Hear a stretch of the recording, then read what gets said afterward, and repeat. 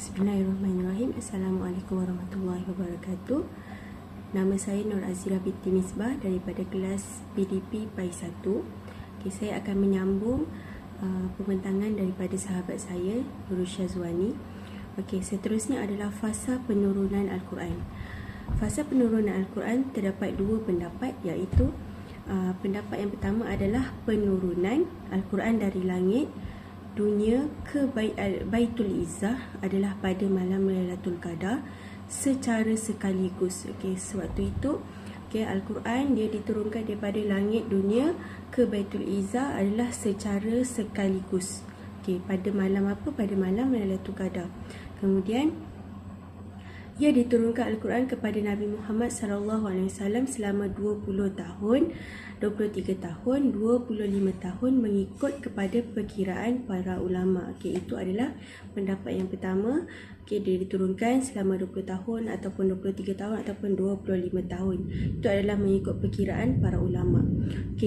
Seterusnya pendapat yang kedua adalah Al-Quran ini diturunkan pada malam Lailatul Qadar, iaitu pada satu malam dari malam-malam pada bulan Ramadan. Seperti yang kita tahu, dalam bulan Ramadan kita akan mengetahui ada 10 malam terakhir adalah malam Lailatul Qadar. Antara itu adalah waktu diturunkan Al-Quran. Itu adalah pendapat kedua. Seterusnya diturunkan secara beransur mengikut tempat dan peristiwa.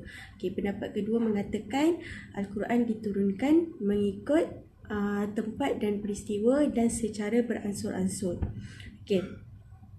Penurunan Al-Quran secara beransur-ansur ini berlaku selama 23 tahun. Seperti yang kita tahu, Nabi Muhammad berdakwah selama 23 tahun selepas kenabian. Iaitu 13 tahun di Mekah mengikut kepada pendapat yang rajih dan 10 tahun bakinya di Madinah. Adapun begitu, kitab-kitab samawi yang terdahulu iaitu Taurat, Zabur dan Injil diturunkan secara sekaligus. Seperti yang kita tahu, Al-Quran dia diturunkan secara berperingkat. Contoh surah ini diturunkan pada waktu bila. Tapi kitab Taurat, kitab Zabur, kitab Injil dia diturunkan secara sekaligus. Seterusnya adalah perkara yang terkandung di dalam Al-Quran. Apa dia perkara yang terkandung dalam Al-Quran ni? Perkara yang terkandung dalam Al-Quran adalah pendidikan dalam Al-Quran, implikasi Al-Quran dari sudut ilmu bahasa, pembentukan akhlak mulia, dan Al-Quran menjelaskan perihal perkara ghaib. Yang pertama adalah pendidikan dalam Al-Quran. Pendidikan dalam Al-Quran adalah proses pendidikan telah berlaku sejak awal kewujudan manusia yang dinamakan Nabi Adam AS. Kekuatan sebuah negara dan bangsa terletak pada kukuhnya pendidikan agama yang dititik beratkan. Seperti yang kita tahu, di Malaysia adalah agama Islam adalah agama yang majoriti lah, maksudnya memang agama ni lah dalam negara kita kan. Kemudian implikasi Al-Quran daripada sudut bahasa, daripada sudut ilmu bahasa, ia memperlihatkan akan kekuasaan Allah yang mengangkat bahasa Arab sebagai bahasa paling utama berbanding bahasa lain di dunia dengan menurunkan Al-Quran dalam bahasa Arab. Itu kesan Al-Quran dari sudut ilmu bahasa lah. Dekat Al-Quran kita tahu dia menggunakan bahasa Arab. Kemudian Al-Quran juga menunjukkan tentang pembentukan akhlak mulia. Petunjuk dari Allah supaya manusia mengikut dan mengambil teladan daripada setiap perbuatan, tingkah laku, tutur kata dan segala yang disandarkan kepada Nabi Muhammad SAW untuk umat manusia. Al-Quran adalah panduan hidup manusia kan.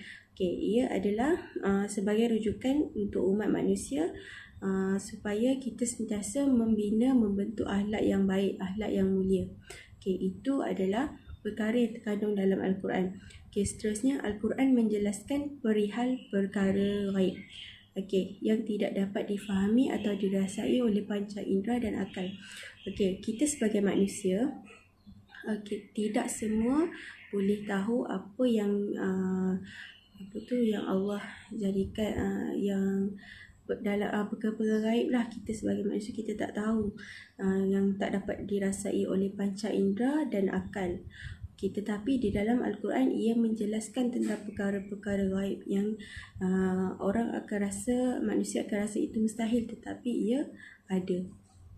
Okey, seterusnya adalah penutup. Okey, yang terakhir, Al-Quran adalah merupakan mukjizat teragung Nabi Muhammad SAW. Ia syarat dengan pengajaran dan keteladanan yang perlu diikuti sebagai umat Nabi Muhammad SAW yang beriman. Al-Quran itu adalah benar dan kandungannya merentasi zaman. Penurunan Al-Quran sebagai kitab samawi yang terakhir diturunkan memberikan implikasi yang sangat positif kepada manusia sepanjang zaman. Okey, itu sahaja daripada kami. Sekian, terima kasih.